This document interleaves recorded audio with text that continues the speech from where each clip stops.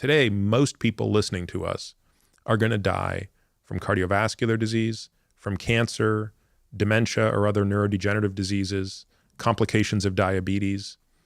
And on the one hand, that's a sign of progress. It means like, hey, we're living long enough to die from those things. But we've made scant progress against those things. In fact, if you go back and strip out the top 8 causes of infectious death or communicable death, death from communicable diseases or infectious diseases, today, if you strip them out, our life expectancy is not much better than it was in the 1800s. If we want to really figure out a way to live longer, and I would argue more importantly, live better, meaning when we're in the last decades of our life, not be in a state of total decline, we need a totally different playbook. And that playbook is Medicine 3.0, and it involves real prevention. So that means taking true steps at prevention very early in life. It also involves being very personalized in how you do things. So it means you can't just do paint by numbers. You can't just sort of say the same thing to everybody. Clearly, there are certain things that make absolute sense across the board, such as sleep and exercise, but the way you might use medications is going to have to be much more tailored to an individual. You say that there are 4 points to Medicine 3.0, which is the prevention, the being unique in your treatment to each individual, an honest assessment and acceptance of risk. Yeah. One of the things that I don't think we think enough about as doctors sometimes is risk, right? Now, I think doctors are very good at thinking about the risk of doing something. Yeah. I think, usually a doctor is pretty good at understanding, if you have this surgical procedure, there's a risk of an infection, there's a risk of bleeding, there's a risk of all of these things. If you take this medicine, there's a risk of this side effect or that side effect. But I don't think we spend enough time thinking about the risk of not acting or the risk of not acting when we do. So this is where I think it gets a bit more nuanced. Prevention doesn't come without risk, right? I mean, you're still going to have to do something in the state of prevention. So the question is understanding the time horizon upon which you're considering risk. So I'll give you one very specific example. At least in the US, and it might be the same in the UK, we only really think about the risk of heart disease over a 10-year time horizon. So look at someone like you. You're 30 years old, right? So what is your 10-year risk of having a heart attack? I can tell you without knowing anything about you, it's really low. Good. It's as close to zero as we could have in medicine. But what if I did a blood test on you and I found biomarkers in there that were predictive of very high risk later in life? Now that would be actually quite possible. There's about a 1 in 10 chance you might have a biomarker called Lp(a), for example, which is just a certain lipid in your body. About a 1 in 10 chance you have that dramatically increases your risk of cardiovascular disease. My uncle died very early, I believe in his 50s, of a cardiovascular disease. Interesting. So knowing that, by the way, could be helpful because that would prompt me to ask you more questions and want to know more about all the people in your family. So here we have a 1 in 10 chance. And by the way, we wouldn't leave it to chance. We would just check it. And let's say we checked your level and you had that lipoprotein, or you had an elevated level of another lipoprotein, lipoprotein little b. And again, these are kind of technical terms, but they're very common things and they're easy to measure. The Medicine 2.0 view here would be, well, there's nothing wrong with you now, and there's not going to be anything wrong with you for the next 10 years. We don't need to do anything about it. Conversely, if I take a lifetime view of risk, I would say, yeah, but the risk to something happening in the next 40 years is actually quite significant. So my risk of doing nothing is probably much higher than my risk of doing something today. So my risk of doing something today would be non-zero but small, but my risk of doing nothing, if I take the appropriate time horizon, is much bigger. This is one of the things in your book that really, really got me thinking was, I have to say, and I believe a lot of people probably feel the same way, I've gone through my life thinking, to some degree, I'll worry about avoiding these diseases later.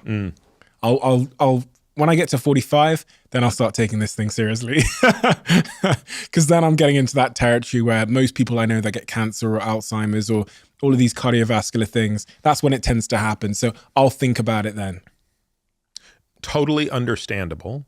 And I'll frame this in the context of a question I get asked all the time, which is, hey, Peter, when is the best time to start thinking about this stuff? And I say, look, I can't answer that because there are two competing issues that are crossing. When I meet somebody who's in the last decade of their life, do you know how much they are thinking about this? Like, it's all they're thinking about. It's all they're thinking about. Every minute of every day is a confrontation with their own mortality. The problem is they don't have much time to change the direction of the ship. You may recall in the book, I use the metaphor of the Titanic, right? It's not that the Titanic didn't see the iceberg. It's that it didn't see the iceberg in time. It didn't have enough runway to really move out of the way, and that's why the Titanic gashed the side of the boat. Now, at the other end of the spectrum, a 30-year-old like you has unbelievable potential to change the arc of your life. You have so much runway through manipulating nutrition and exercise and sleep and stress and all of these things, to completely alter the disease trajectory of your life. The problem is, and I'm not just speaking to you personally, but more broadly to someone who's as young as you, it's harder to find the motivation because there are no reminders of your own mortality. You're Superman, right? The worst thing that happens to you is a hangover. So I always get asked, like, when is the right time to start worrying about this? And the short answer is, look, as soon as possible. But then there's a reality that says for most people, it's not until they're in their 40s, maybe once they have kids, that they start to appreciate their own mortality, and that provides some of the motivation to say, you know, maybe I'll be a little less focused on optimizing everything for today, and I'll start thinking a little bit about tomorrow. So again, another way to think about this is saving for retirement. A lot of people in their 20s and 30s who are making good money aren't necessarily taking the most prudent financial steps to ensure financial freedom when they're in their 70s. Because, let's be honest, it's more enjoyable to spend money today than to set some of it aside. But there are a lot of people later in life who think, I wish I was a little bit more responsible earlier on. How early do some of these disease, if you looked at my sort of metabolic health, or if you were able to look inside my body, which I'm sure you're able to do, how early do some of these diseases begin in my life? At what age do you see some of these things coming? Yeah, it's super interesting because there are some elements of you as a person that are going downhill the minute you're born, and there are others that are not. So let's use two examples. Let's start with something where your body is getting better and better, and you're probably only peaking now, but you haven't really started to age. Your muscle quality. Okay, so when you were 5 years old, your muscle quality was nothing like it is today. But as you enter your 20s, the quality of those muscle fibers, these type 1 and type 2 muscle fibers. So these are kind of slow to fatigue, but high endurance fibers are the type 1 fibers. The type 2 fibers are very, very powerful, but they're kind of quick to fatigue. The quality of both of those fibers is very high. And the more you train them, the higher quality they will be. But as you enter your 30s, you will now start to experience a shrinkage of those type 2 muscle fibers. You will be less powerful in your 30s, in your late 30s especially, than you were in your mid to late 20s. So that's a form of aging. You are declining. It's not an accident that the most powerful athletes in the world are at their peak in their late 20s and early 30s. So sprinters, for example, that's a prime example of a pure power sport. We look at other things like more of your muscular endurance that will peak even a little bit later. You can keep that going a little bit later. We look at certain forms of cognition. So if we look at something called fluid intelligence, right? This is raw horsepower processing speed. You have more of it right now than I do, meaning you're going to have faster processing speed, better memory. All of these things are going to be better when you're 30 than at my age. I'm 50, because that's already started to decline in me. There are some things, however, that began aging in you the minute you were born. And one of them is actually going back to this idea of atherosclerosis or cardiovascular disease. Well, that's an example of a disease process that begins right away at birth. And even though it almost never rears its head as far as death before you're 50, make no mistake about it, it's starting on day one. And we know this, by the way, because when we look at studies of people who die for completely unrelated reasons, so somebody who, dies in a car accident, or soldiers dying in war, and we look at the arteries of their heart, we already see quite advanced disease. Really? So the truth of it is, you already have pretty significant disease in your coronary arteries. It hasn't risen to the level of ever causing a heart attack, and it's unlikely to do so for another 20 years, maybe even another 30 years. But it's compounding. It is compounding, exactly. Like and money. If you want to live to be 90 free of cardiovascular disease, it makes a big difference if you can slow it down when you're in your 20s and 30s. Medicine 3.0, as we talked about earlier, you talk about these 5 core things that help to increase our chances of longevity as it relates to our health span. So what are those 5 things? Exercise. Mm-hmm. Again, we can talk a lot about it if you want, a little about it, but the point is, it is not remotely given anything beyond lip service by Medicine 2.0.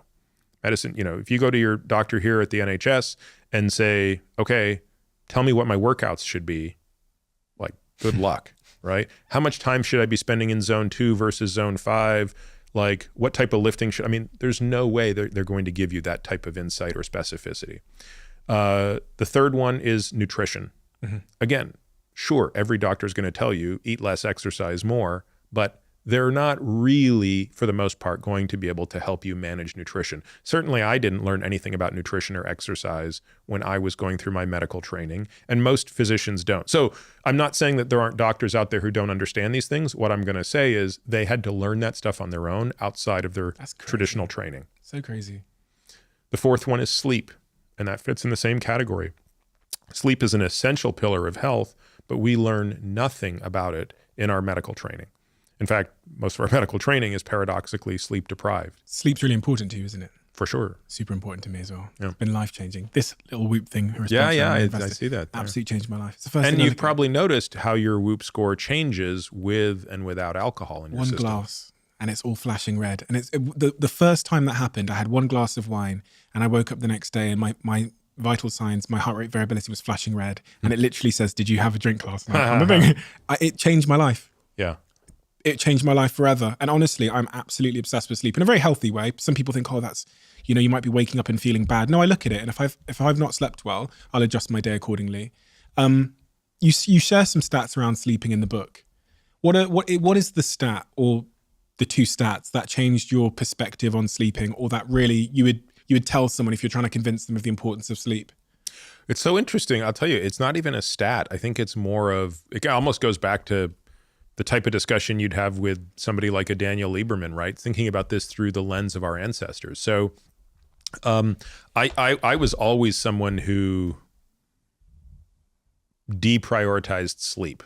Very busy person, high energy, didn't really seem to need that much of it. Even in high school, was sort of always go, go, go.